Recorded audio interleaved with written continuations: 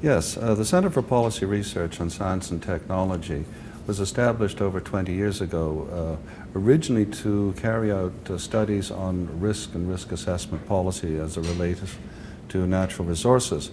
However, we were very lucky. We have a much broader mandate, and we've taken to extend that mandate to look at how science policy and related issues affect various facets of the economy, not just natural resources. We're an independent center within the university, which means that we have to find our own funding. However, we're inside the university because most of the work is done by graduate students. And the idea here being that they get the experience of working on real policy issues, real policy projects in real time. And so that it is a training ground, literally for people who are interested in some sort of future career in policy analysis of one sort or another. The consequence is that we have at any given time about a dozen graduate students in various stages of their degrees, usually from the social sciences, but not always. Sometimes there are business students. We've had students from engineering and science as well. But what happens here is that the policy studies part is not necessarily the direct part of their thesis. They are attached to a particular department. They're carrying out a normal thesis program, but they're working with us and gaining the policy studies, policy analysis experience over and above their thesis program. So we don't run courses. We simply give them practical teaching, mentoring opportunities. For the most part, they've been very successful. In fact, I can't think of an unsuccessful recent graduate, but they go into a wide variety of occupations. It's not just a simple progression through the graduate programs and then into a postdoctoral fellowship and then perhaps into a faculty position. A lot of our graduates join governments as policy analysts, as program managers. Others have gone into business, often as sort of not public relations, but dealing with policy issues as they relate to the public. A good example is one student has joined Terrasun, our natural gas company, and she is looking at issues relating to the public reaction to construction of natural gas pipelines. And this is, of course, an ongoing situation. This is not something which is sort of a one-off as far as Terrasun is concerned. But it is this mixture of communication, of public policy, of public attitudes, and it's a conjunction of a lot of university disciplines. So we are multidisciplinary and interdisciplinary. That's really great. In some of our previous conversations, you had mentioned that some of the graduate students, they tend to leave sometimes. They don't necessarily stay in academia. Yes. Can you tell us a little bit about that, why the reasons for that could be? Well, I think very simple, that if the academic system produces far more people with graduate degrees and postdoctoral qualifications than there are positions in the Canadian university system, or around the world even. So we're, in that sense, overproducing PhDs, we're overproducing people with postdoctoral training. But on the other hand, it's becoming clear that people with postgraduate training are in high demand by non-traditional, non-sort of academic institutions, often in the public sector, but not always. The example of the fact that most recent graduates in physics have wound up as fund managers in banks is a good example. That there are often some very interesting lateral moves as far as a graduate student is concerned. I think this is key for graduate students in the sense they must think very carefully about, well, I'm not just going to become a physicist. I may well wind up being a fund manager. I may well wind up being the department head at a high school. Teaching physics, yes, but probably the best high school teachers are people who have done graduate studies themselves. I definitely agree with you. I think that there's too many PhDs and graduate students in general for the number of academic positions there are. But at the same time, we hear arguments all the time, especially at this conference, that we aren't producing enough PhDs. So how do we balance that? Producing the right amount of PhDs or opening up the culture to understand that these PhDs are applicable in a variety of different roles?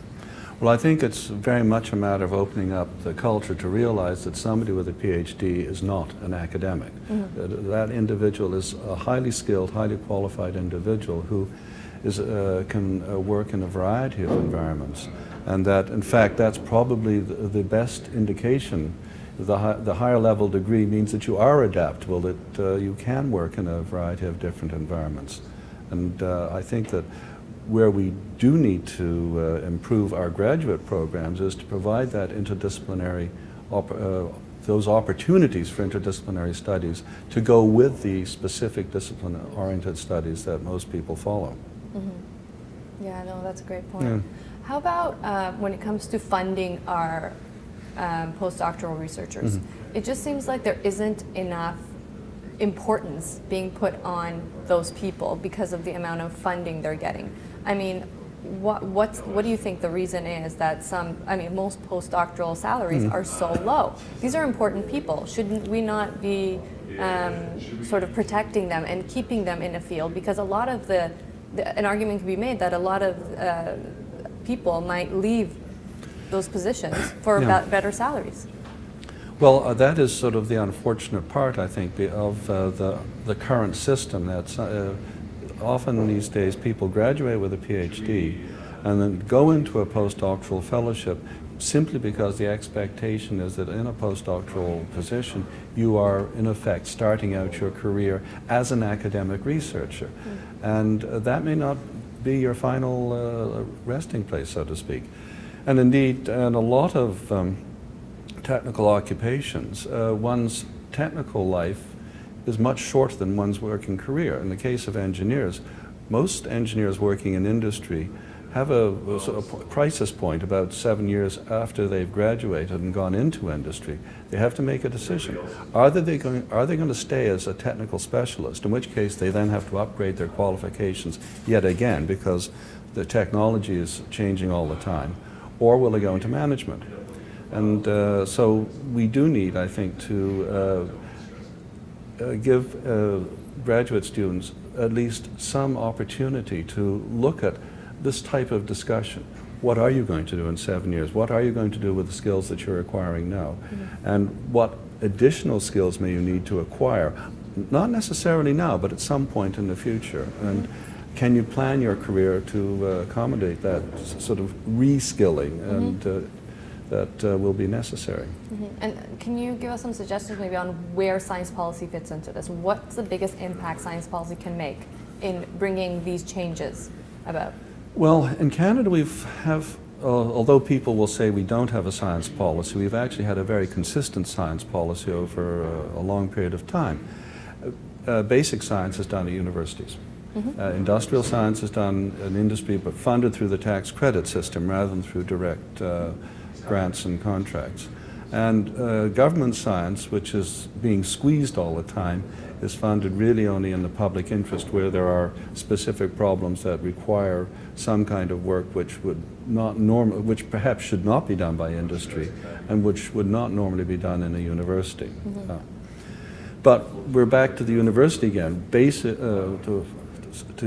Sorry, this is not a pun, but basic research is basically what you do at a university.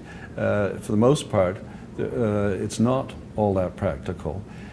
In fact, there are many criticisms when you get into postgraduate programs in engineering where people are in effect acting as poorly paid research assistants for their professors who are in fact working on a contract for industry. And so you then get into the question, well, this is slave labor. Yes, it's sort of an apprenticeship program perhaps where the individual is gaining experience, but they're gaining experience in a rather esoteric part of industry, which is the university lab. If they're going to learn and operate in an industry environment, they will be far better to be actually in an industrial lab. Okay. Thanks a lot for that. Is there anything else around the center that you'd like to mention? The activities there, some of the things that are coming out? Well, as I said, we tend to carry out research projects that are aimed at science and technology policy in a fairly wide, a fairly broad spectrum of things. But the central the central nugget is that it is something to do with policy and it is something to do with science and technology. And I think it's necessary to be flexible like this because, for example, we do a lot of evaluation work, research evaluation. That certainly has policy implications. It's not writing policy papers as such, but obviously evaluation recommendations do have policy implications, and we're always interested in what is the art of the possible rather than the art of the highly desirable.